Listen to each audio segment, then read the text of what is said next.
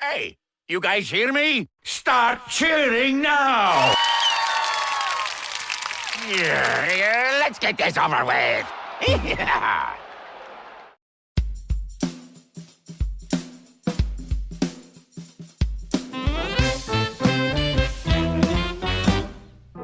Woof woof.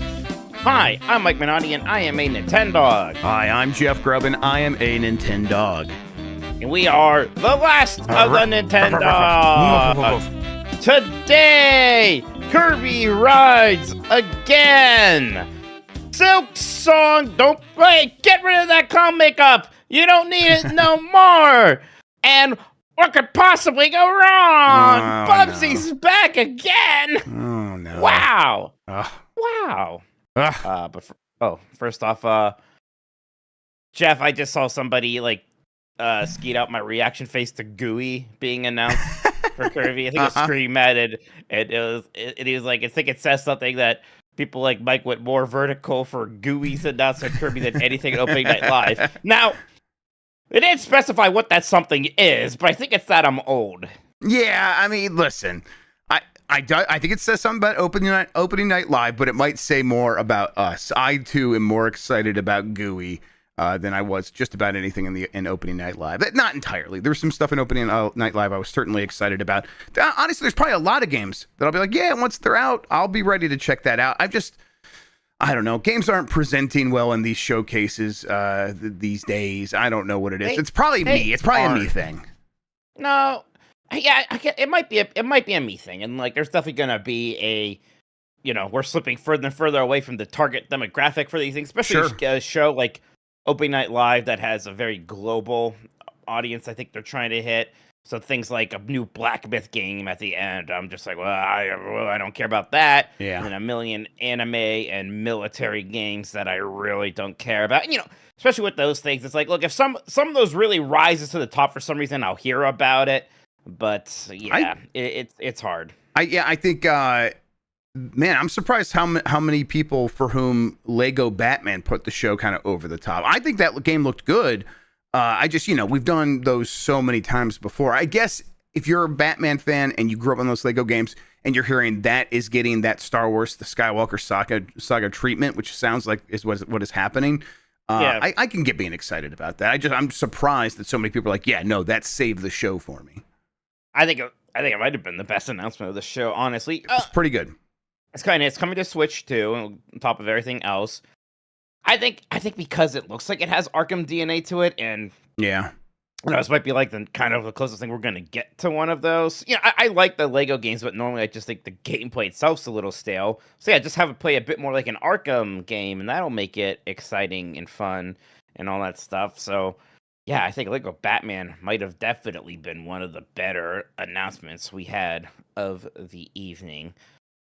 But yeah, so it was kind of a big day for games because we had the Kirby Air Riders Direct. 45 minutes of nothing but Kirby Air Riders. Blink and you'll miss it.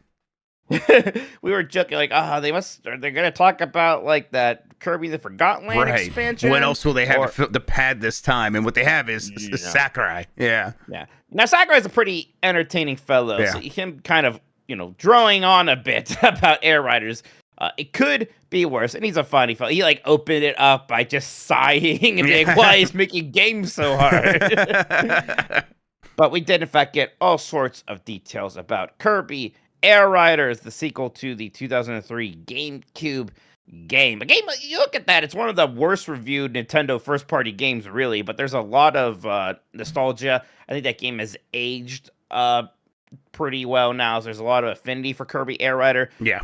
Few people, myself included, thought it would ever get a sequel. Not only that, but it's kind of being positioned as more of a bigger deal than I was expecting. In fact, this is a November game. This is November 20th. That's usually a pretty important slot for Nintendo. So yeah, this thing's coming out November 20th.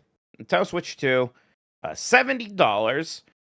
Which, that's the price of a lot of games now. That's the price of Donkey Kong Bonanza, but there's a little bit of me. It's like, whoa, $70 for this. Yeah, I think that says something too. It's like, okay, even this game's going to be $70, so that dynamic, and it wasn't necessarily dynamic pricing, but they were all over the map with the pricing, where it's like some games seem like they might be 60 and some are 70 and this one's 80. Are they just going to come at us and we're going to kind of always be on our heels, like not knowing what to expect from them? It's like, no, I bet most of the time, if this is 70, a lot of other games are going to be 70 from Nintendo going forward.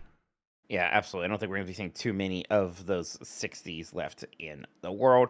We got from, as you expect, for 45 minutes, we got a good look at this game, including sort of the main racing mode, all of the playable characters, including King DDD and Meta Knight, and just some of the enemies like Knuckle Joe and Gooey, of course. Knuckle Joe and Gooey. From Kirby's Dream Land 3. Somebody in chat said Gooey was in Star Allies. Boy, I blocked out Star Allies from my memory. Guy, I like that game. I played Star Allies recently with the kids, and I think I remember seeing. I know I've played something with Gooey recently, and it wasn't Kirby 3, so it must have been that. It was probably Star Allies. Then. Yeah. We also got a really good look at City Trials, which is kind of the more like larger scale, weird multiplayer mode with a free roaming segment, and then you kind of go into these other game types within there. A lot going on there. Really neat tracks, including one with a Moses beginning, where the seas part, you fly through that.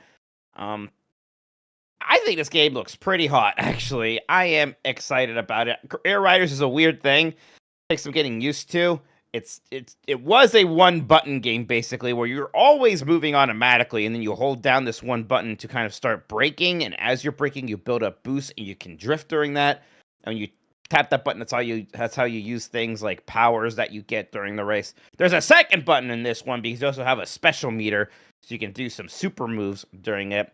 And that looks pretty great as well. How is this one looking to you, Jeff? Yeah, I'm with you. I think it looks really nice. Like visually, it looks really nice. Yeah, that's been true for Kirby games for a little bit now, I guess. They like even that Kirby racing game. Well, maybe it was just called Gourmet Race or whatever it was. But the one where you were just racing with other people online, there's not a lot to it. It had the excellent food visuals where it's like these foods just look fantastic. Now in this game, the foods are JPEGs or PNGs, and that looks good in its own way, but everything else looks very detailed and I don't know, alive. Like it pops off the screen. I bet they're taking advantage of, or they will take advantage of HDR and stuff like that. It looks really nice on that front. And then I think they probably have had enough time, and Sakurai's had enough time to really sort of nail down like how the game should have felt from the beginning. And I bet he'll have dialed that in so that this game will be as fun to play as I always imagined it could be. So yeah, I'm getting excited about it. I really am bummed out we have to wait till November to play it. But hey, it's coming out this year. It's another Nintendo Switch 2 exclusive. They'll probably fill out the rest of the calendar here soon when they do maybe a September Direct. And at that point, maybe it'll be a little bit easier if that means maybe Metroid Prime 4 comes sooner than that. I don't know. I guess that's probably a December game. Yeah, that's kind of the question now. Is going into this, I did think this was probably going to be a September game. No, November.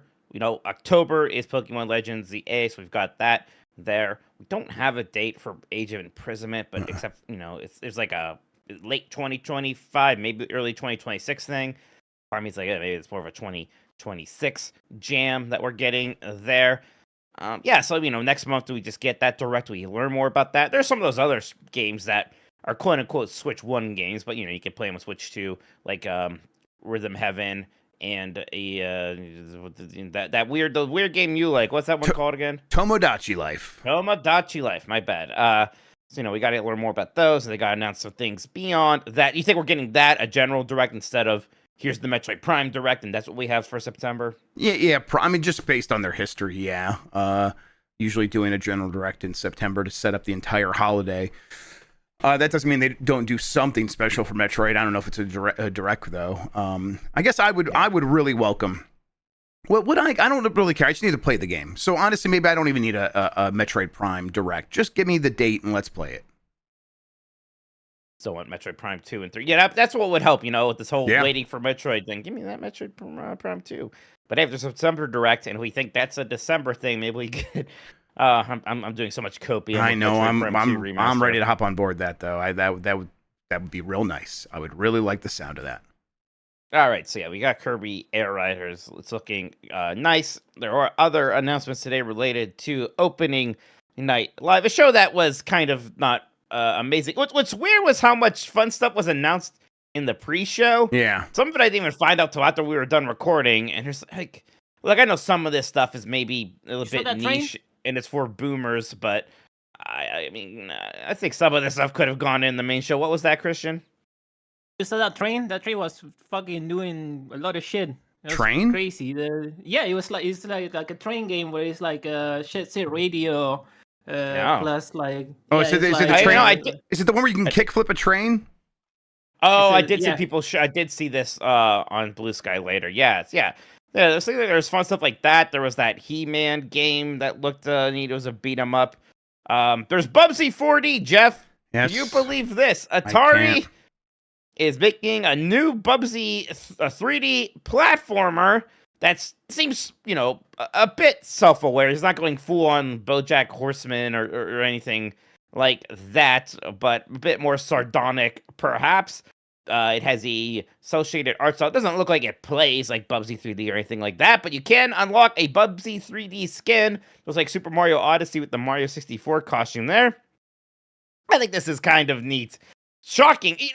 It's one thing to do the kind of retro 2D game, and maybe it's bad, whatever. Yeah. I'm a bit impressed that they're going to make a new 3D Bubsy game. Yeah, and it's from the team that did Demon Turf and Demon Tides, which I thought were pretty good. Like, those are pretty good ones of those.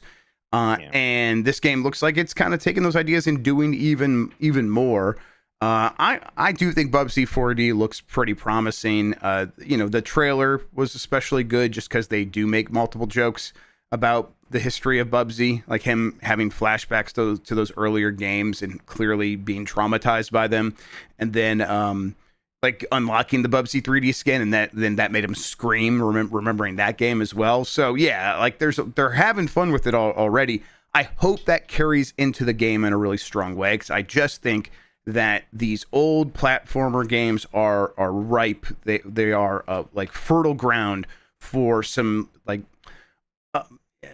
alternative humor, just like humor that's not straight up like, oh, we're just telling jokes about, Gex watches a lot of TV. He's going to make jokes about watching TV. It's like, no, I want a joke about this character being around for a long time and how people actually feel about him. I guess it's not, maybe that's postmodern a little bit, but I don't want the traditional postmodern where he's like, he realizes he's a video game character and that's where all the jokes come from. I want him to realize he was a bad video game character, and he kind of feels bad about that and has to deal with that. I don't know if that's what we're going to get from this game. I think it would be good. What we did see, though, looked interesting. It's definitely like, if we're going to bring Bubsy back, this is the way to do it. Been a big year for Bubsy. There's that collection coming out soon. I know you've been playing that a little bit, but my God, we're going to be able to play Bubsy 3D on modern platforms. Yeah. Incredible time. Yeah, it's really weird with analog controls. Very, very weird. Something else from the pre-show, and again, like, we didn't really watch the pre-show. We had a very busy day. We did the Bombcast early. We had like a moment there to get ready for the main opening night live. We thought this was happening though, because there were some updates to like the Steam page. But Outlaws plus a handful of missions remaster. This is the next Night Dive release. This is coming out on November 20th. Outlaws is a LucasArts first-person shooter with a Wild West theme. This is from the heyday of LucasArts in the kind of mid to late 80s period. So this is still very much in the Doom clone era. In fact, it uses the same engine that LucasArts used for Dark Forces, but the art style, whatnot, reminds me a lot from of those kind of 1997-ish LucasArts adventure games. Just really good pixel art and character design. So there's some animated cutscenes and things like that in the game. So seeing this is really neat. This game good. This game never came out on consoles before, so just the fact it's going to be on everything, including Switch, of course. We just had the Heretic plus Hexen remasters from Night Dive just a little bit ago, and those are fantastic. But yeah, super glad we are getting this as well. Night Dive is doing incredible work bringing so many of these to life. So, I think this looks shit hot, Jeff. Yeah, this looks fantastic. The remastered visuals look fantastic. And And then these cutscenes are. I just never saw much of this game, probably because I was playing consoles at this time. So anything on PC was just like I'm not even gonna really pay attention to that. So seeing this and it's like, wow, these levels look a lot like Dark Forces levels, and of course they do. Yeah, I'm into everything this thing is doing. It's awesome that Night Dive's getting to a point where it's like they're getting into games that I probably never would have tried otherwise if it wasn't for them. So yeah, let's do more of this. This will be $30 again, November 20th. Yeah, I mean, I was only aware of it because I was such a LucasArts guy that there's constantly other promotions for this game and all those LucasArts adventure games I was getting. Because 1997 when this came out, I think that's like the same year as Curse of Monkey Island, right? Stuff like that. So I was very much aware of it. Very excited. Cool to see that happen. All right. Indiana Jones. Now we're on the main show here. Indiana Jones and the Great Circle is coming to Switch 2 next year. They're, of course, talking about that story DLC that's coming to the game soon. But the entire thing is heading to Switch 2. Kind of one of the first big, maybe the first big Xbox first-party release coming over to the Switch 2. This is one that I think we all thought was going to happen eventually, but still nice to see. Yeah. I'm definitely excited about this, even though it's like I'm probably not gonna play Indiana Jones on my Switch or Switch 2. But I do think that there's a good chance that game will run just fine on there, and it'll be cool for a lot of people to try that. Although I say that, maybe who knows? Maybe it runs really well, and that Order of the Giants DLC comes along, and I can play that on the Switch too. And maybe as long as I could just jump right in, I might actually end up doing it that way. I like that game a whole bunch, to the point where it's like I want to spend more time in that world. And I guess I can go back and clean up some stuff I left behind. But I really kind of just enjoyed the story more than anything else, going through the scenes with those characters, and them promising the ability to do that more with Order of the Giants is encouraging. And then seeing this thing on Switch, very cool. And then Hollow Knight Silksong got talked about a bit at opening and live. We got to see some gameplay of it and assurances from Jeff Keighley that it is coming out this year. But Team Cherry is doing their own special announcement presentation on Thursday, August 21st at 10:30 a.m. Eastern. So this is almost certainly going to be the announcement of a release date, which again, this game is coming out this year. Jeff, we are somehow finally here. Silksong feels imminent. Yeah, everybody, you made it. Congratulations. I'm happy for you. It's real. It's not a hoax anymore. It's weird that Keighley had the announcement of the announcement. Like that was what he got, but yeah, sure. It's almost kind of like he led with it. So you could tell he really wanted it. He knew, but like I'm a little surprised they must have said, like, no, we're going to announce the actual exciting news on our own. You can, like, talk about the announcement, though. A little strange. Yeah, I mean, it is the most wishlisted game on Steam right now. And so they kind of should be able to call their shots a little bit more than a lot of games.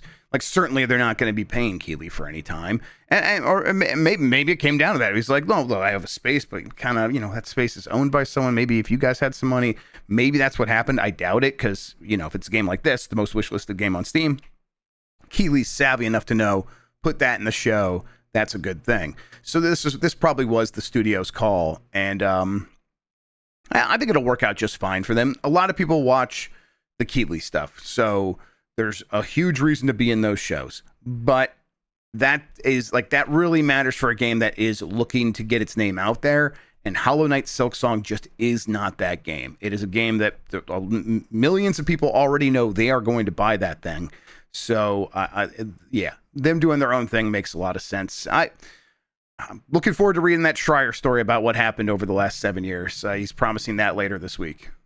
Yeah, I think on Thursday. So, and it seems like it's kind of timed with this. So you must have had access to Team Cherry with some embargoes and agreements about that story. So yeah, I'm curious what the tale is over there. So yeah, Thursday's going to be a big Silksong day. It's funny because, like, for the first time in a while, I actually have thought about this as a real game, and I'm like, oh, I love Hollow Knight. I can't wait to play its sequel. That's going to rule. Yeah, and that's happening very soon. Yeah. Yeah. So, ooh, that is some cool stuff. As part of the Pokemon World Championships, they did show a new mode for Pokemon Legends ZA. It's called Battle Club. It's a 4-player mode where players defeat as many Pokemon as possible within a time limit. So there you go. VGC actually had a demo of the game not too long ago, so people can check that out over there. This is, again, October 16th. You got that October 16th. This is Switch 1 and Switch 2. Then you've got Kirby Star... Right? No, what the hell is the game called? Kirby Air Riders. Kirby Air Riders, yeah. November 20th. November 20th. We're getting a sense of how this is all relatively filling out there. I'm still excited for Pokemon Legend ZA. Pokemon Legends Arceus was definitely my favorite of the Pokemon games for the Switch 1. And I like the Let's Go games a good bit too, but I definitely like Legends even a bit more. I certainly preferred it over the mainline entries, the Sword and the Shield, and then especially Scarlet and Violet. So yeah, I'm excited to see what ZA is like. Yeah, I mean, I've stated a bunch of times on this show that I really enjoyed what I did play of Legends, and I've definitely reached a point where it's like, well, that ZA game's coming along, so no point in going back to Legends. So I've been looking forward to this one. I just needed to, like, kind of establish the Pokemon fantasy of you're a Pokemon trainer, you're hunting these things down, trying to gather as many of them as you can, and just like elaborate on those concepts a little bit more, which is, it looks like that's what they're doing. I don't need much more than that. So I'm looking forward to this. I bet it'll win me over. I don't expect it to win over like super lapsed fans like Jan. It seems like this is the alternative one for adults who, a wide variety of players, but for people who are interested in Pokemon, but maybe like just need something to feel a little bit different, as opposed to people who are like, I want fundamental changes to what the old Pokemon was for those core games. They're still gonna have to pine away for what might eventually one day happen to those core games. But for me, Legends is totally gonna be good enough. All right, Jeff, that's it for our main news topics here. Is there anything else people want to talk about from Gamescom or anything else this week? You can do so in a super chat. I see we got a bunch of those. Thank you so much. We're going to read those in just a moment, but first off, we're going to take a short break. Densha Attack. What's the name of that? Densha Attack. Okay. Okay, I'm going to refill my drink real quick. Yeah, do your all thing. one word. I am sleepy. I'm realizing we've been going all day, and then after so we got up early and did the Kirby thing, and then the Bombcast early, and then opening night live, and then right as soon as I got done with opening night live, like that second, we had to run out the door and go to both kids' open house because their school starts this week, and so they both had that back to back, and then got home, got food, and now doing this. I'm a sleepy boy. Sounds like fun. It I got wasn't tripped bad. out because I was tripped out for a second there because I was like, oh, did I put our podcast on my TV? Because I always have like YouTube running on the background on my TV, because I saw you with the same shirt and I saw Mike with the same shirt, but it's the Bombcast actually. Right, there you go. Oh, yeah. shit. Yeah, I feel like I get sent info about this Densha Attack game, and I should look and see if I can play it, because it looks fun. Oh, he's funny. Look, he's doing a funny. No, I'm not. This is like what happened. This is the best I can do. This is where I am right now. This is the best you can do. This is all I got. Yeah, we know. We've seen it before. Okay. All right. Listen, I mean, I'm not ready to judge him. Like, this is just the life he's living. I always you like barely have the energy to do this. Yeah, good bit. Thank you, Dan. Yes. Dan says good bit, Mike. Yeah, appreciate it, buddy. That's the entire time you got up and walked away, Mike. I was just talking the entire time how tired I am. So yeah, I'm right there with you. I know. I took a nap and it did not take. Yep. Like I got like, I don't know, 90 minutes. That's something, and I woke up and it was just like, bleh. It was like one of those things where I was still like, basically in my dream while I woke up. That's how like much my body did not want to leave REM. Yeah, that's rough. Yeah. All right, I am ready. Wait, am I? Yeah, I'm ready. Back to the podcast, minds, goddammit. More content coming right up. Yes. Actually, hang on. Let me get the super chats real quick because I am on the wrong. I'm just think about how much energy Ice Cube had to summon to fight back against the alien invasion. Oh my god! Move, bitch! Get out the way! Do you know the data is the aliens' food? Hey, people in the chat. People in the chat, there's a thread going for the Mount Rushmore of Kirby games. If you want to comment, I'm going to put the link on the chat right now. So If you wanna give your submission, I'm gonna close it. Yeah, I'm gonna submit to close them all Kirby. right, I'm ready. really soon. Call Kirby right. Daddy. Or Mommy, No. I won't judge. All right. All right, we're back. Jeff, please, let's hear about the Super Chats. Yeah, let me scroll all the way up here under viewer activity where I see Slain McAwesome has written in and said, Waddle D's nuts. Very nice. Thank you so much. Simon from Saskatchewan says, they're remastering Superman 64. That's a bit. That's a fan joke. It looked fun though. It was very. I don't know if people saw this. It is, like one of those Unreal Engine remasters or whatever. What? Yeah. So I mean, this isn't some official thing. When you say it's a bit, now Battle Pass and loot box. Yeah, this is a joke. Now, is it going to be? Is it an actual game that we're going to play? I don't think it's even that. I think it's just a trailer, just a joke. Okay. Yeah. It's funny because, you will get a remaster of Bubsy 3D. That can actually happen. So it's not the most ridiculous thing in the world. But yeah, no, this is sadly not a real game. We've seen enough jokes that become reality, so there's not like we should it out, we should start our own label, the Blighterian collection, and it's just every Blight game, and they're all numbered and perfectly remastered and treated like these holy objects. We can do that. Simon is back. Any interest in Winter's Burrow? Looks decent. The name is ringing a bell. I feel like I just saw this and now I don't remember anything about it. Winter's Burrow. Survival game. It did. A survival game. Oh yeah, this is that cute little mousey. Okay, I like this concept. Cozy woodland survival game where you need to prepare yourself or make sure you could survive winter as a little mousey. Yeah, that looks super cute. This is a Mary Kish game, huh? Yeah, probably. Okay. That's nice though. Scary owl? Is that going to be a mean person? Yeah, I'm interested in this. This looks cute. I like a scary. Oh, freaking Ori had a scary owl. Yes. That was fun. Yeah, that's a good character. Good video game character right there. Simon back again. Officially old man now because cancer surgery scar didn't heal properly. I can't wear belts for a while. Now I have to wear suspenders. They're great. Oh, I bet you pull off those suspenders real nice, Simon. Yeah. We should all be wearing suspenders. Let's be honest. I don't know why we're not. Just cowards. I should get back on suspenders for sure. As always, Simon, glad to hear you're doing well. Sorry about the belts, though. Simon, one more from Simon. Loved the last License to Thrill. Looney Tunes games next? That's not a bad idea, because then we can play Tiny Toons. Need the Bacalar clip anytime Elmer Fudd shows up. Yeah. Best Looney Tune games, best Looney Tune characters. So I have to insist on a distinction here, Jeff. We should do a separate thing for Tiny Toons and Looney Tunes. There's just so much of both. Yeah, that's true. There's a lot.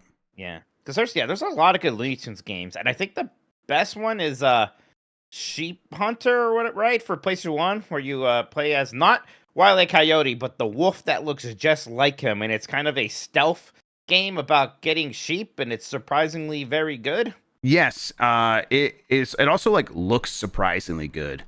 That game is decent for sure. I would always throw Duck Amuck up there because that's just a funny thing. And you you get to play that cartoon episode in a way that's surprisingly good. Yeah, and then I liked Bugs Bunny's Birthday Blowout for the NES. I just had that game as a kid, so I thought it was fun. There's all sorts of 16-bit ones. There's the weird Wile E. Coyote and Roadrunner game. Porky Pig had a spooky game. It's like a horror themed 2D side scroller thing.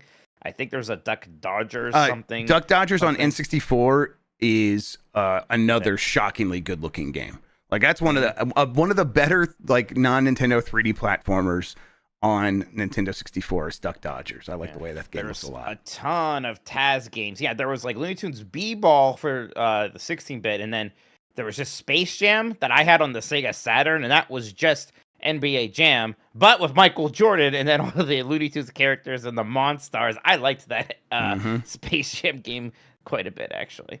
So yeah, there's all sorts of going. Then again, if we do Tiny Toons, there's a ton of great Tiny Toons games. They have actually some of the best non-Mario 2D platformers on the NES. Buster Bust Loose is an all-timer. Lots of good stuff.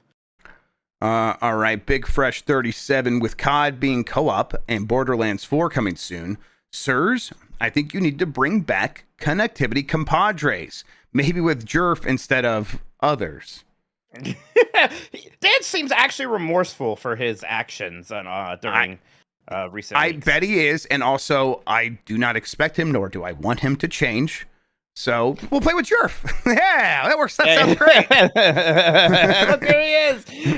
He says, "I want a chance to redeem myself." Sure. Okay. Aw, Yeah. Dan, buddy. We We're all love you. socialists here. Everybody deserves a second chance. Come on. Yeah. No. We can get another chance for sure. But like I said, don't expect anyone to ever change like who they are. M Susan 91 says, "Hey, I watched Ice Cube's War of the Worlds when I got home today. Dear God, penis." Yeah. The second penis for emphasis there, really, that was good. Listen, I've watched it 1.5 times That now. movie rules. It's a good time. It's such a good time. It is. It's gonna forever be one of my favorite bad movies. Yes.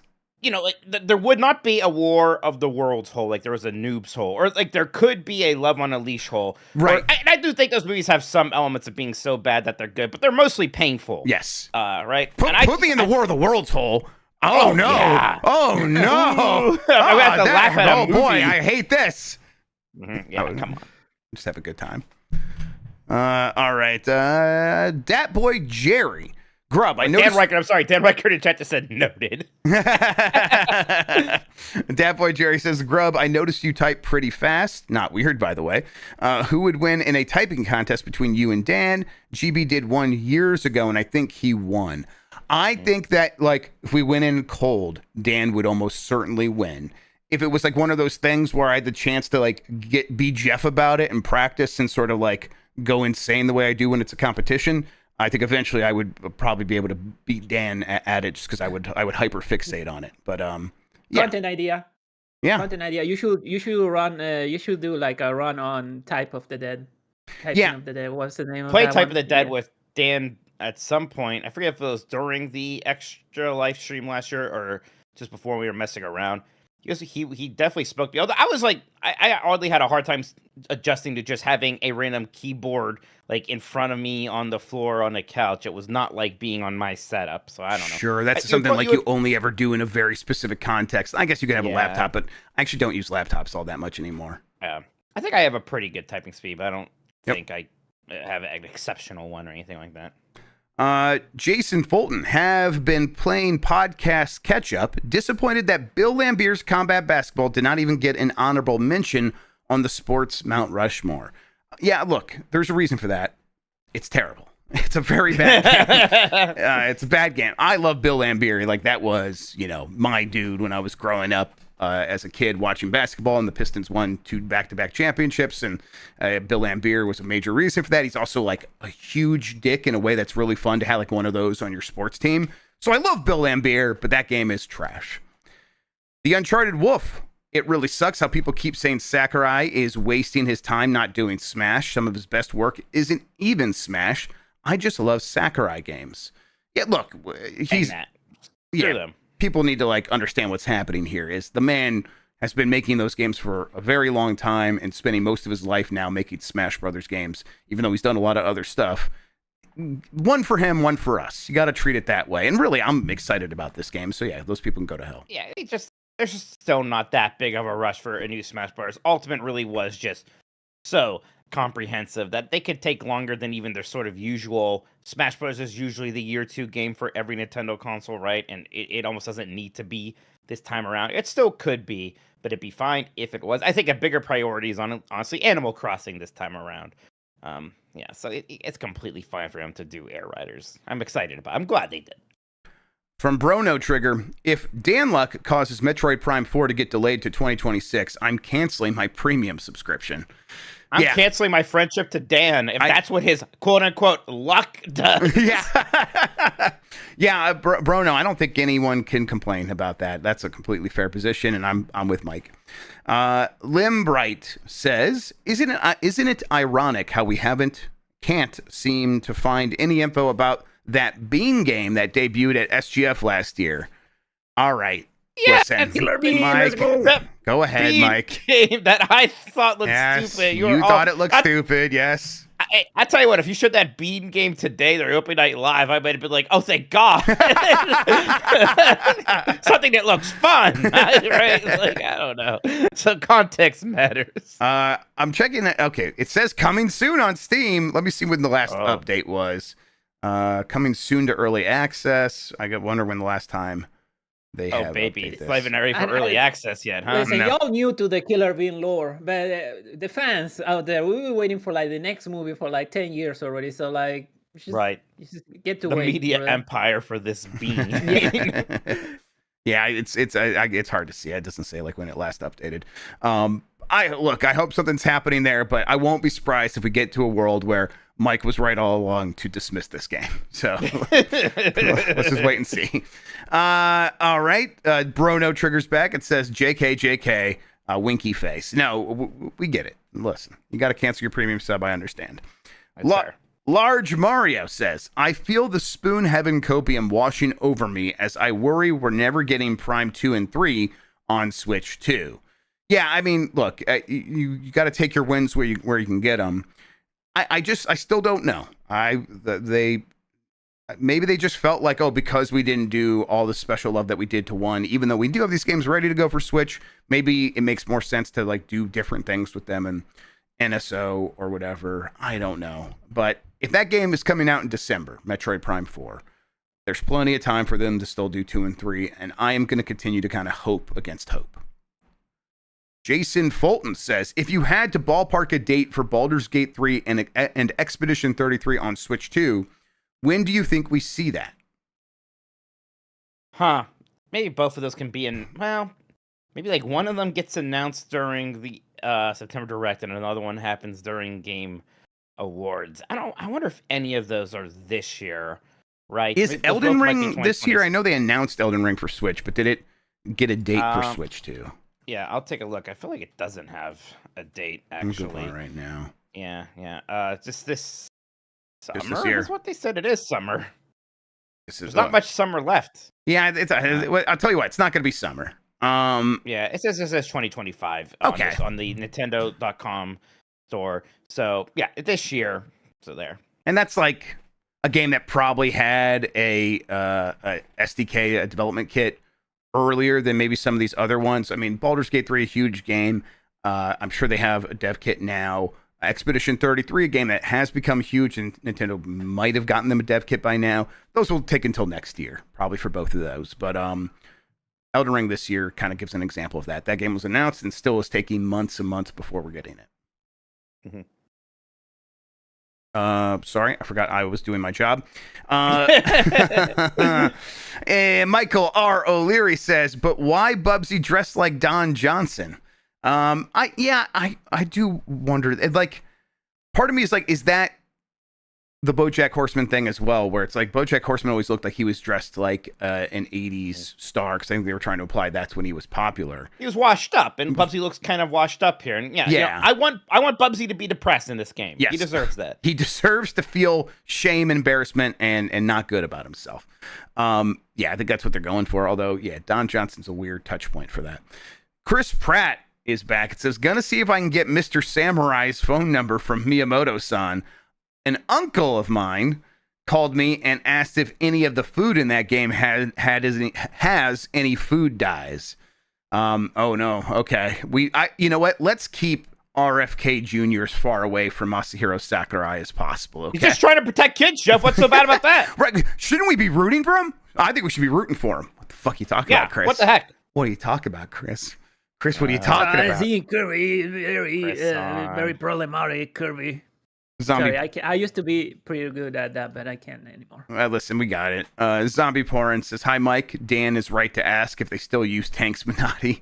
And Jeff has watched/read the news at least once since 2022 Grubb. Why are Bubsy and Gex more alive than Mega Man, Spyro, and Ridge Racer? Boy, that's a good question. What the fuck? Yeah, actually? When you put it like that, that's absurd. What the hell? I mean, are they just cheaper? Like, is it just cheaper to do Bubsy and Gex because you don't have to treat them right? I guess there's no consequence of failure. Right, yeah. Also, I guess.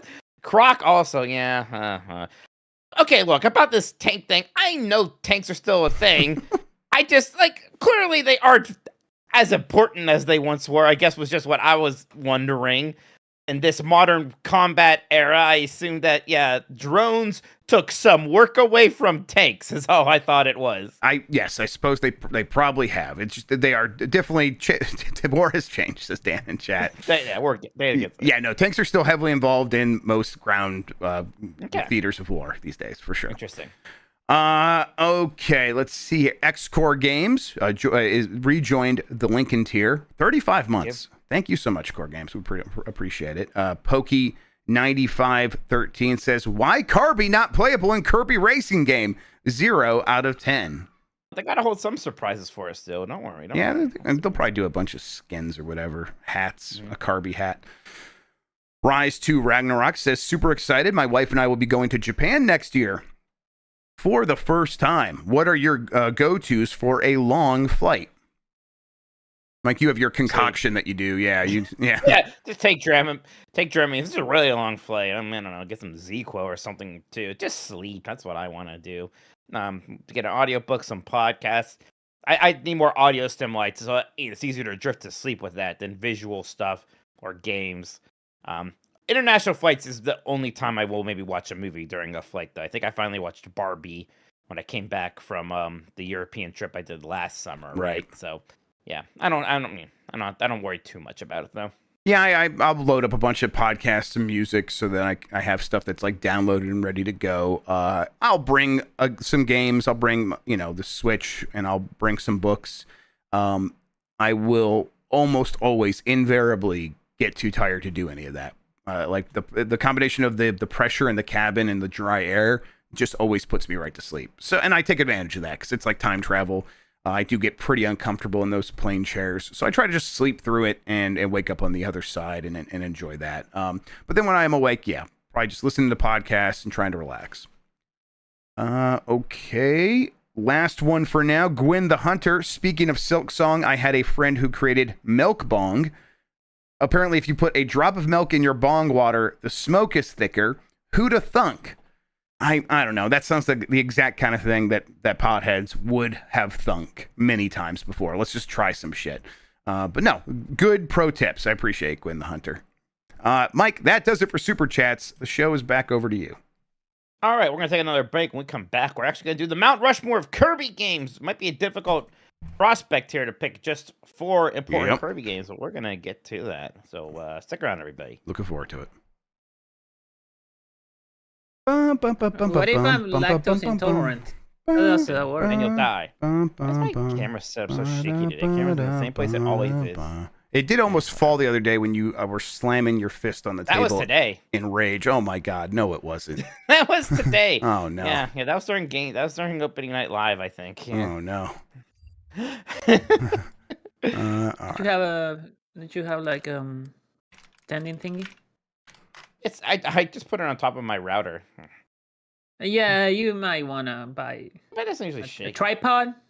Yeah, gross. Tripod. I feel like it'll be shakier if it's on some long stick. I don't know.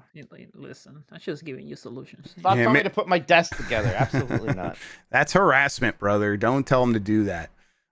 Wait, I want Sheets, not a Google. Maybe if you have like a tripod, it wouldn't fall every 5 seconds.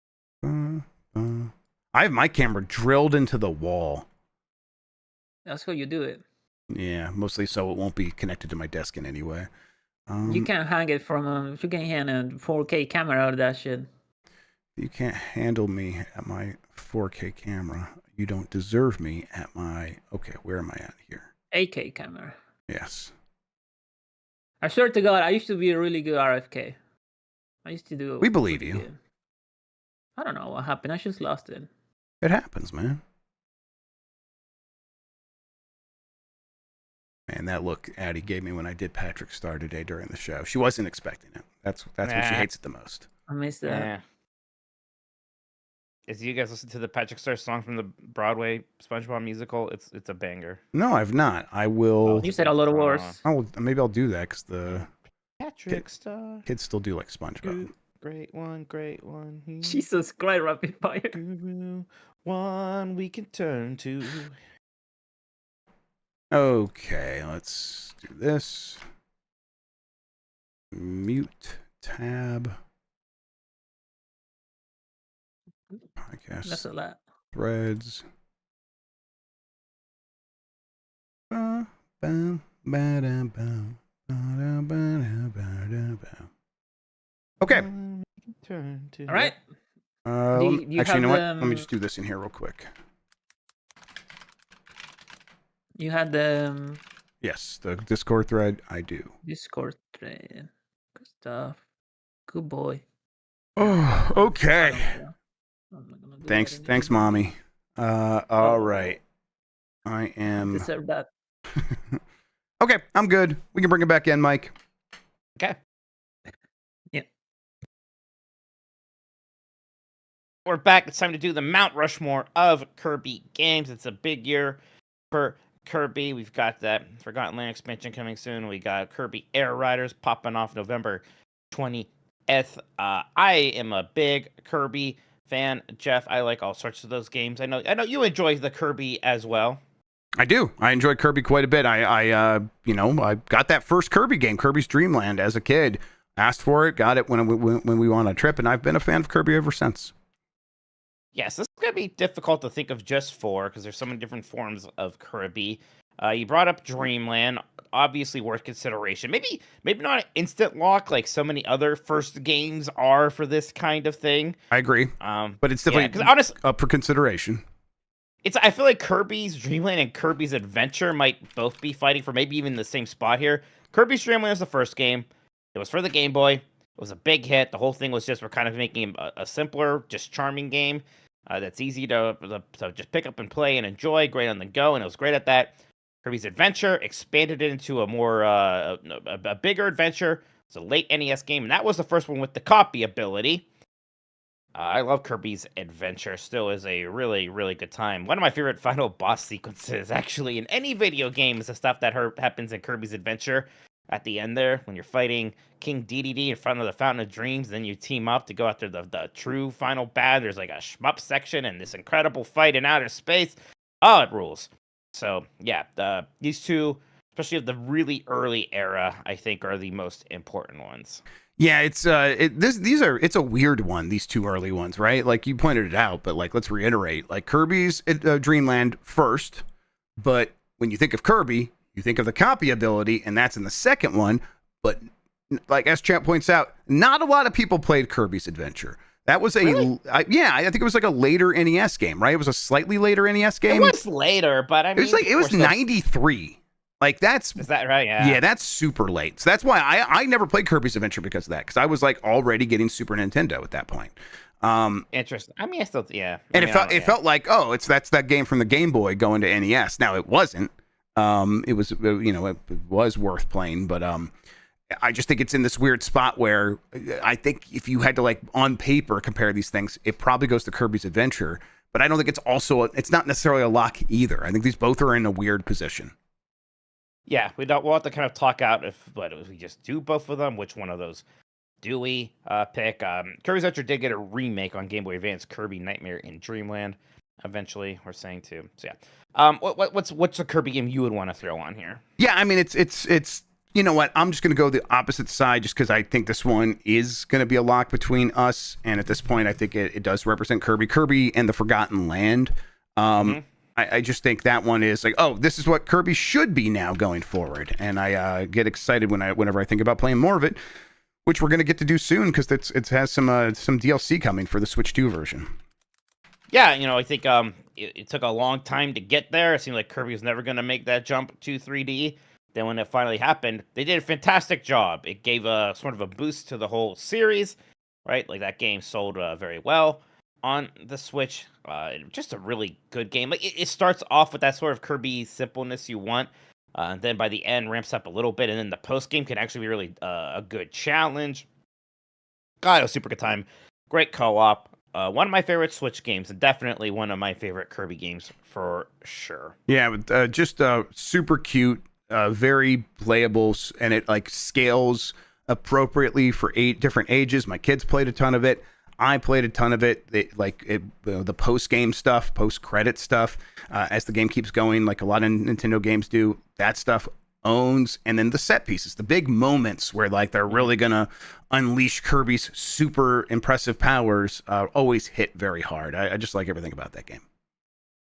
I think that Kirby Superstar is kind of the pinnacle for the 2D series. One of my favorite Super Nintendo games. An incredible co-op game. This was the game too where the copy abilities wasn't just, it replaces what your one button does. You get a move set with each ability, right? So they each feel different and interesting. And you kind of have your favorites. I loved being Beam Kirby because you had like the beam thing, but you could also like dash and then jump and fire in the air, and you like shoot down a cone shower of shooting stars, and it felt so freaking good. All sorts of fun stuff in there. Just like the whole thing is like, it's a bunch of games. So you have all these kind of mini campaigns, many of which do feel like their own game, but there's just slight differences in mechanics or the way you get the power ups, or even just tone.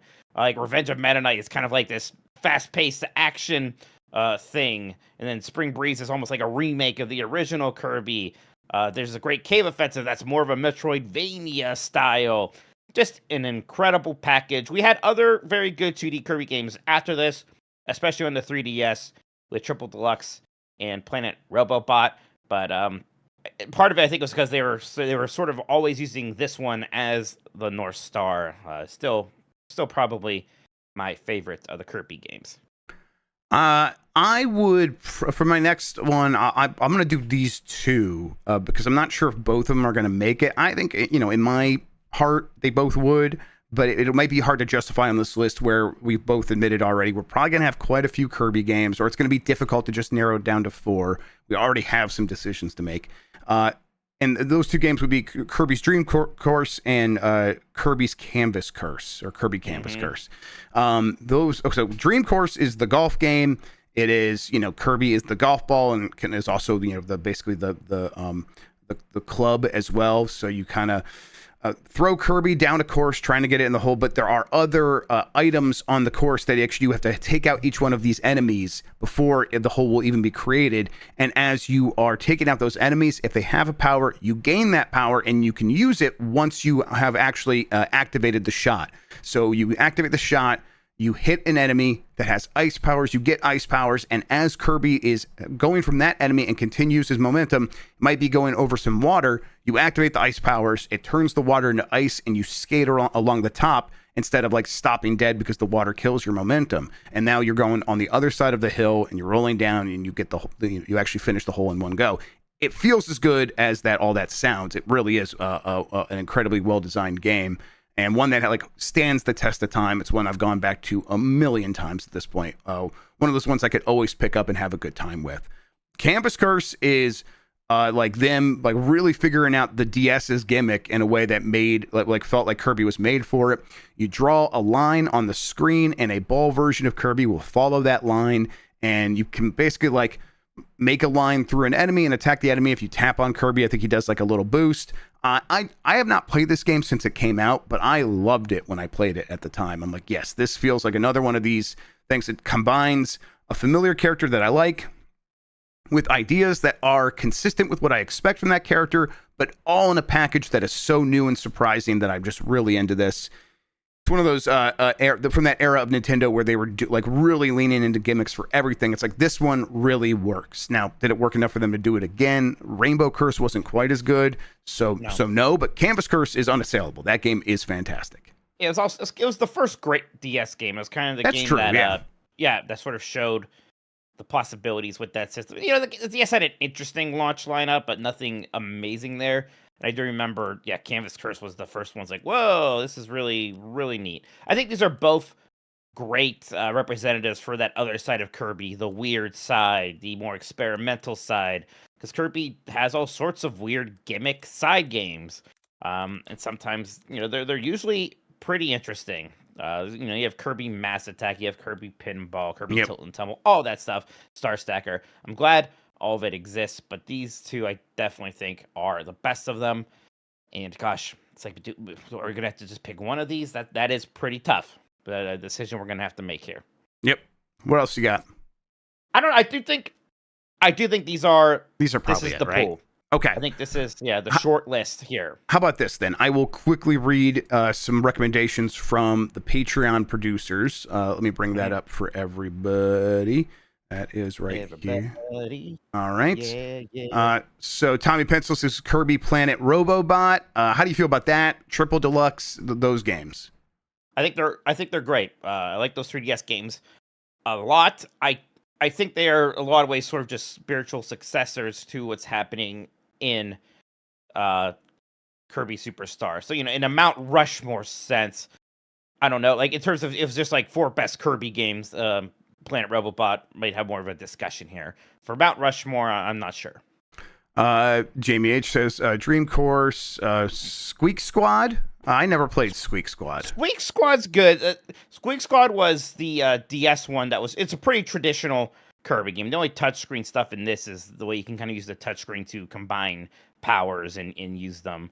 But yeah, it's a good one. Again, it's kind of in that category of just it's another 2D one after Superstar that's taking lessons from it and not quite as good ultimately. Lenny Cool Dick Denver has Kirby's Nightmare, which truly is a nightmare. Let's see. What the heck is that? I think it's just that's just a meme. Yeah. How dare you pass over Kirby's Pinball Lane, which I loved, and boy, I need that on NSO right away. I passed over that, but I also passed over Nightmare in Dreamland, which is also a pretty good game that I like. That's the remake of Kirby's Adventure for the Game Boy Advance. Yeah, that's right. Matt says Canvas Curse. There's Crystal Shards. I just Kirby 64 never really worked for me. Yeah, I'm not a big 64. I do like combining the abilities. But again, like gameplay wise, we lost the vast move set that Kirby had, and it was just back to kind of being a one button thing for every ability. Then it feels good to me.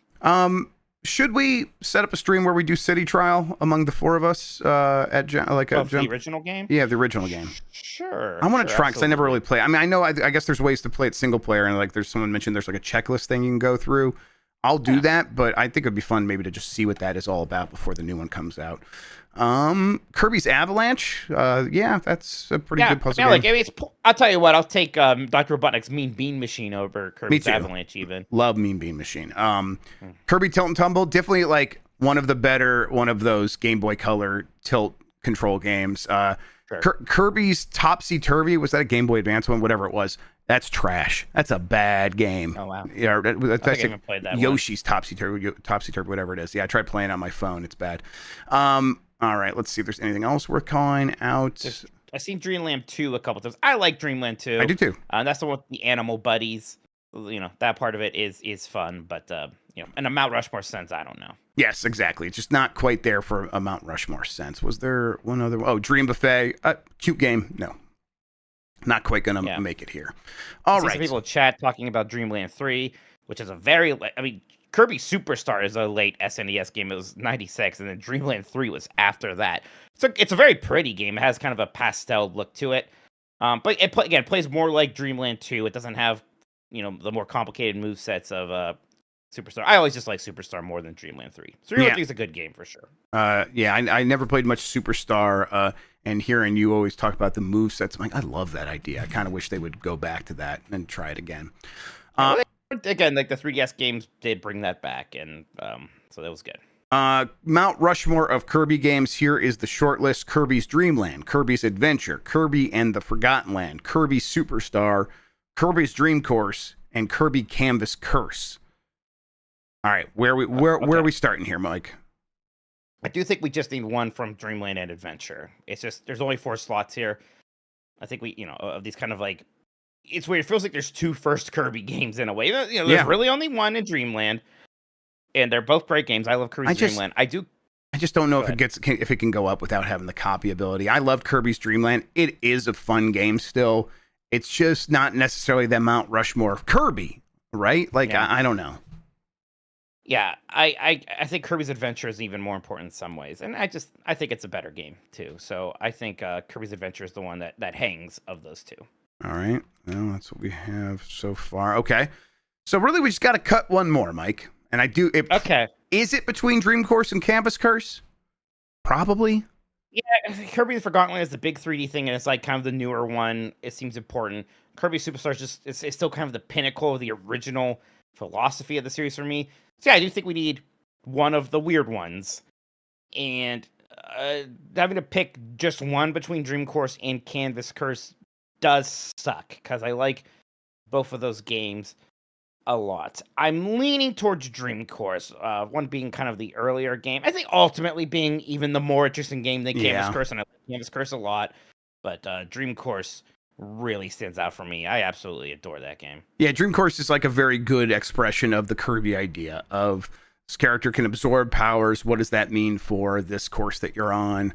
Like the way Kirby Canvas Curse does it, it's like not necessarily related to drawing on the screen necessarily. It's like you're going to get the powers, and as Kirby moves through the world, we'll have those powers, but it feels very familiar in that sense. I lean towards Dream Course as well. It's one of my favorite games, so I'm happy to do that. I think that means, Mike, that we have our Mount Rushmore of Kirby games. Do you want to go ahead and read it for the folks? Can you see it just fine? Yeah, absolutely. Mount Rushmore of Kirby games is Kirby's Adventure, Kirby in the Forgotten Land, Kirby Superstar, and Kirby's Dream Course. I have to say, Jeff, just 4 of my favorite games actually. Yeah, these games are all really good. Of these. Yep. These games are fantastic. Again, I think Dreamland and Canvas Curse could easily have just slotted in here instead. I think that was absolutely the short list. So we could have made just a top 10 list of best Kirby games and find 3 more to throw in there, like Planet Robobot and what have you. But I think this is right. Yep, I think this is right as well. I got that posted up on Blue Sky. We'll see what the people think. Chat, let us know what you think. Mike, let's go back to you. Yeah, let's take one more break. We'll see if we got any more super chats. We'll talk about what we're playing here, and then we'll go rest our heroes. All right. Stop saying. I always say "go rest our heroes" like some old angry video game reference, like people know what I'm talking about. What game was that even? It's like just some English thing at the end of some NES game. Okay. Just get to it whenever you're ready. Yeah, I think let me just make sure I'm good. And nobody even brought up Kirby's Epic Yarn, a game that seemed interesting at the time, but I don't know. I mean, it looks nice. It looks nice. It's kind of a Kirby game at the last moment. Yeah. It's like, for Yarn, I rather play Yoshi. Okay, we are good to bring it back, Mike. If it's Yarn related. All right. Right. We are. Jeff, been playing any Nintendo video games lately? Yeah, I let's see, on the Switch 2 loaded up Aqua Jet. Do you know what Aqua Jet is? I do not, sir. It is a new Arcade Archive 2 game, although I think they're... I know what this is now. Yes, yeah. It also comes in an Arcade Archive original format as well for the Switch 1. I don't really know what the Switch 2 improvements are, but I got it on Switch 2. It did cost $2 more for the Switch 2 version. And it is a arcade port of the Aqua Jet game from, I believe, Namco.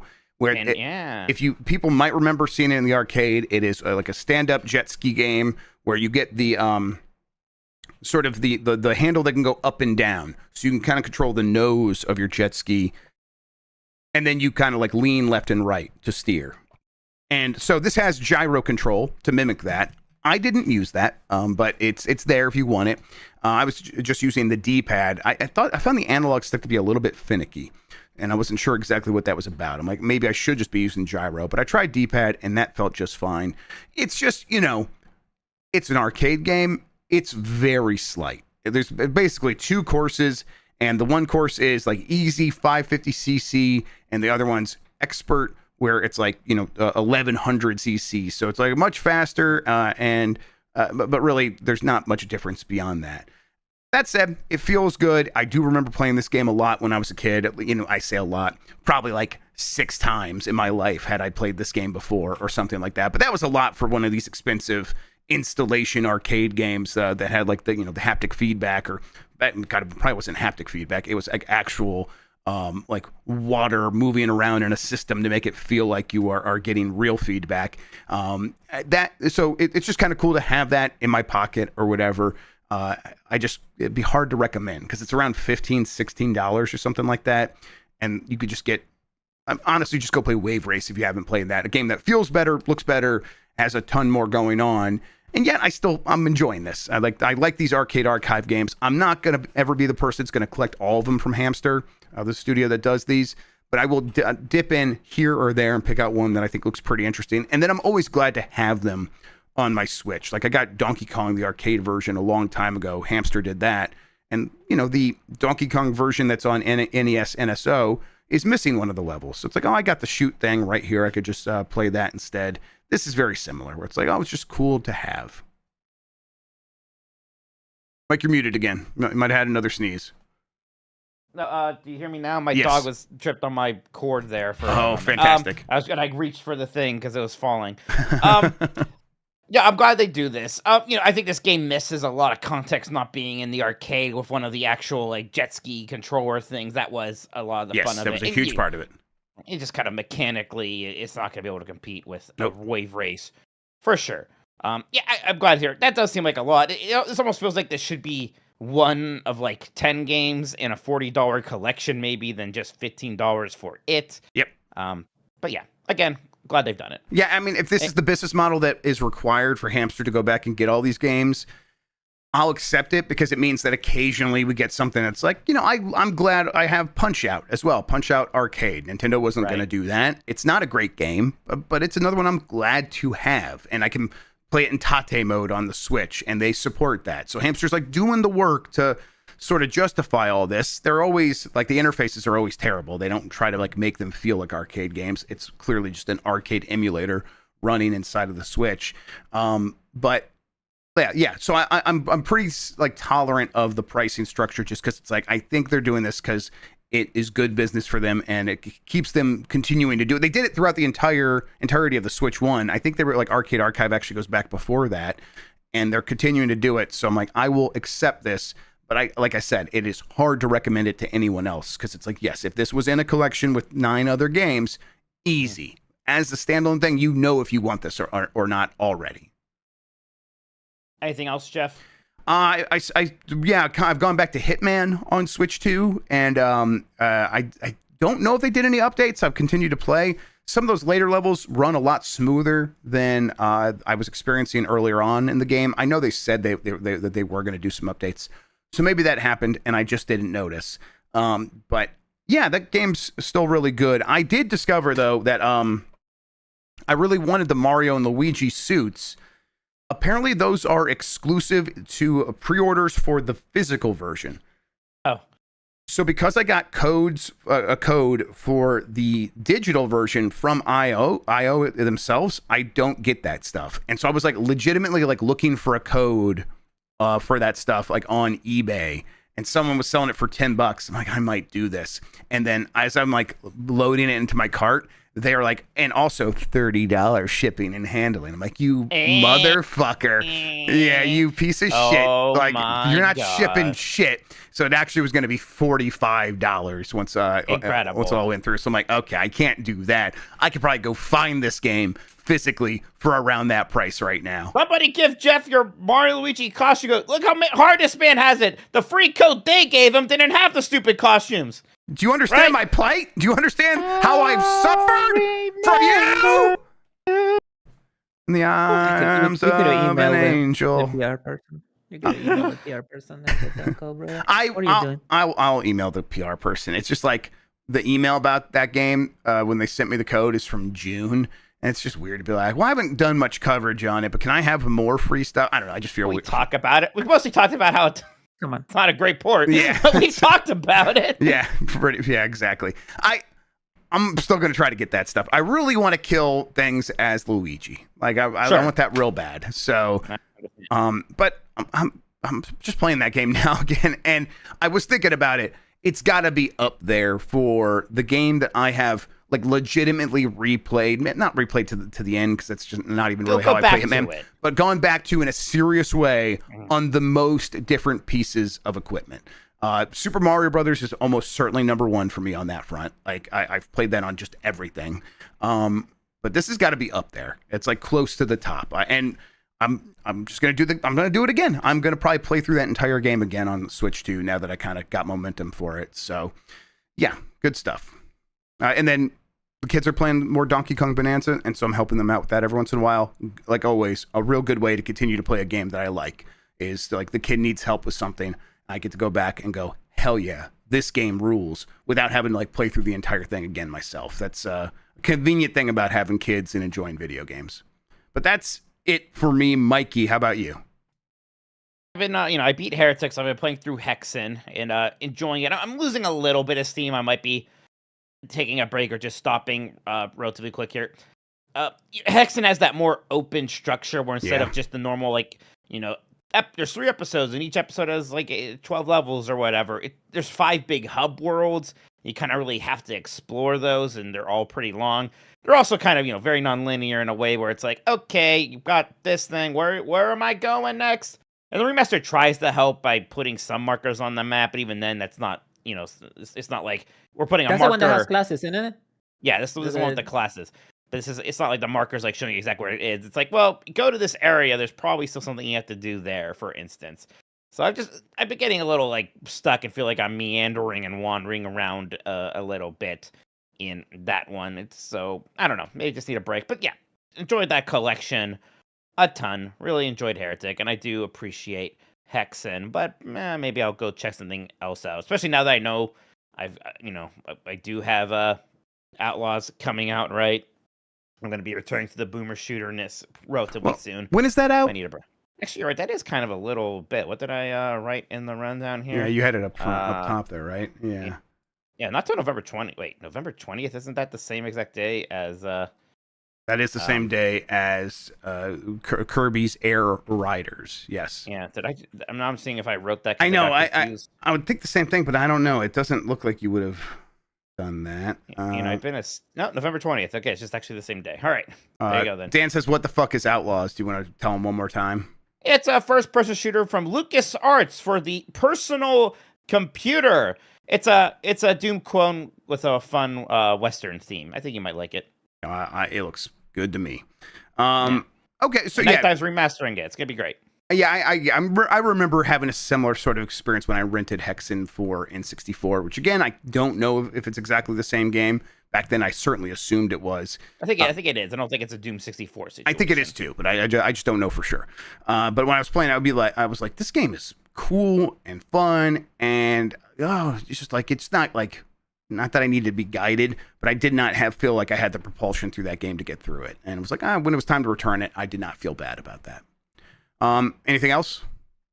Nope. That's it. I don't know. I don't know what I'm going to jump into next, but it might be time for a change. I don't know if it's RPG time or I'm more time for another retro something. I'm just very into Expedition now. Just like I'm very and that's good because it's I'm a little bit over a third of the way through, I believe, and I want to see it through. So I'm going to really use this momentum to play a ton of it for the next couple of days and see where that lands me. And then after that, we'll see. We'll look around. But yeah, I was definitely I want to play something, on the Switch as well while I'm waiting. That's what led me to Hitman. If it wasn't Hitman, I'm not sure what else I'd be playing on the Switch 2 right now, though. I guess. Yeah. Yeah. And I had a big thing with all those Splatoon expansions, and that was a good time there for sure. I don't know. I thought I was going to start up Lunar, and then I literally started up Lunar, and then I was like, actually, I'm not in the mood for this right now. I don't know. So we'll see. Maybe I'll get back to that. I'm kind of starting to feel a little Octopath Traveler 2 guilt, and I might go. Oh, really? Okay, I'd be interested to hear your thoughts on that. Octopath Traveler 1, you did beat, but liked. Okay, no, you didn't. Okay. I didn't really like. I liked it okay, but I have a similar problem with both games, even though 2's better. Where the idea of playing through 8 starts to a JRPG in a row is kind of taxing to me because the starts are always very plot and they're establishing things very early there. So, and I like my story and my RPGs, and I think they do a good job of it. But again, just doing 8 act ones in a row, kind of, I don't know why it's a little tedious to me. No, I know exactly what you're saying. That sounds intimidating to me. Yeah, where I'm if I'm into a game, it's because I got over the hump of trying to like these characters. I don't want to have to do that 7 more times. That would be a bummer. Although I'm sure they make it work in a lot of ways. That Hurdling game is out next week, and that's on Switch. Maybe I'll check that out. Trying to see. Maybe I'll play. I almost kind of want to play Blasphemous. What I really want to do is play Ninja Gaiden, and I'd love if I could play that on my Switch too. But I still feel like that's not a good port. It's just frustrating. So I'm gonna just kind of play that on the PC when I can. But there's so many other things I need to be playing on the PC, including stuff that we can't talk about quite yet. Right, we're 10 days away from Shinobi coming to Switch. So. Oh my god, I need to beat Ninja Gaiden before Shinobi comes out because I feel like once Shinobi comes out, I'm gonna prioritize put Shinobi on your Roger and play it on there. Like it's totally Ninja great. Gaiden, yeah. Ninja Gaiden, yes. Sorry, yeah, Ninja Gaiden. Yeah, I probably should. I'm excited for Shinobi. You saw that Dr. Eggman like boss fight they're adding as DLC to Shinobi? I don't know if I did. Yeah, they announced there's like a DLC thing where it's Dr. Eggman and 2 other unannounced like retro Sega boss fights that are being added to that game as DLC. It looks really cool. All right, that's fun. I was just like looking to see like what else has happened on the Switch too soon. Outlaws, Star Wars Outlaws this time. It's September 4th. Yeah, I kind of do want to try that because I never got that far in that game. What the hell, Cat? You all right? Cookie, all right. What's wrong with Kitty? I think she just got put down here because it might be bedtime. And this is where she's staying still because the cats still aren't quite used to each other. Yeah, I don't know. Plenty of games coming out. Maybe I'll wait for Borderlands 4 and play that on Switch too. I'm sure that'll be a great port. Sure. All right, Mike. That does it for what I am playing though. All right. Any more super chats? Let me take a look. I will click over to there. Take a look. Yeah, I think we got a couple here. From Burrito. Shout out to the dogs for streaming for 24 hours straight. Lol. Yeah. It feels like it. It's almost 12 hours. Well, maybe a little bit more. Or actually 12 hours of work, I should say. Not actually straight streaming. And then FlexCat sent in a super chat with no message, but thank you so much, FlexCat. We appreciate it. Mike, that does it. Oh, you see the other World of Warcraft Midnight news. There's a new allied race, some kind of bioluminescent troll-looking people, but even more exciting, Jeff, is that Demon Hunters are finally getting a third spec, and it's a ranged spec, and also Void Elves are going to be able to be Demon Hunters finally. Not Void Elves! Void Elves are going to be Demon Hunters. I think I'm going to make I might make a Void Elf Demon Hunter in this new Void spec. And I think that might be what I'm rolling in Midnight. Very exciting stuff. I actually do look forward to your Midnight updates, your World of Warcraft updates. You're gonna go throw yourself back in? You ready for it? Yeah, I mean, definitely. When the expansion comes out, like that's relatively smooth sailing to at least play through that. Right. You know, I wish I had time to do raids and Mythic Dungeons. I remember the last time you like tried to make a raid, the raid life happen. It was like it sounded complicated and like just getting all those people together. Yeah, the last time I really tried was actually what Endwalker with Final Fantasy 14, where I was like a 2-night-a-week raid group. Yeah, and I was like, boy, I can't really make this work anymore. And that was before I became co-owner of a website. So, but there's also that Legion remix happening relatively soon, and that'll be fun to play. Legion was a very good experience. If I was gonna try to make you play World of Warcraft, maybe I'd make you play Legion remix with me. I don't know. Sure. I think I asked you like what would be the dumbest like race class combo, and I want to do that character or something like that. You probably want to be a cow, one of the female Tauren. They always look kind of stupid for sure. And I don't know, something. Look, I'm sorry. I'm just gonna say it. I don't respect them. All right. What did you want me to say? He just said it. All right. I mean, we're all thinking it, but he just says it. All right. You can be the most just to remind people, the views and thoughts of Mike Minardi do not represent. Yeah, we love cow ladies on this website. Yeah, we love everybody here. Just had to say it. Just got to come out and say it. I don't know what class would be the stupidest for them. Maybe shaman. I don't know. Whatever. They're all dumb. It's all dumb. All right. Well, maybe one day. Maybe that could be. Maybe as an owner of a website, you can make me do it one day. We'll see. Hush, Penny. Calm down. Yes. It's all right, Penny. Right. It's okay, Penny. I know that you're a big Tauren fan. I'm sorry. You know, that CG intro was neat. I do miss the era of those CG intros. It was only for 2 games. It was the first WoW, and then... You can tell that era is like over, though, right? Because everyone's like, a CG trailer, and it's like, no, guys, this is the CG intro that they always do for these expansions. It's not the same thing, but people just don't want to watch it if they're not into it. Yeah. But I liked it more when it was like a montage of player characters doing cool stuff as opposed to kind of just a lore dump about the game, but that's the way it is. Thanks for listening and watching, everybody. we are going to be doing another episode of Jurassic Grubb Jeff Passer on Giant Bomb tomorrow. We're gonna watch that Silk Song show. Yeah, on we're gonna Thursday. talk over. I saw you send out the invites. Thanks for doing that, Mike. I'm looking forward to that. Yeah. So we still have plenty of fun stuff heading your way. We're going to be playing some of that Bubsy Collection and even Chibi Rope on UCF this week as well. Thank you, everybody. Bye, everybody. Come on, go cruising, cruising. Come on, go cruising. Let's go cruising. Let's go cruising. Let's go cruising. Come on, let's go cruising. They should have Chef Six Park, Colin, Trace Grover. Sounds better. Yeah, people are saying that. You all have never been more wrong. Jeff Passer is literally the funniest thing I've ever heard in my life. No, you're wrong. Bye, Is everybody. Bonus Ready Hole to kind of the barren one? Jesus.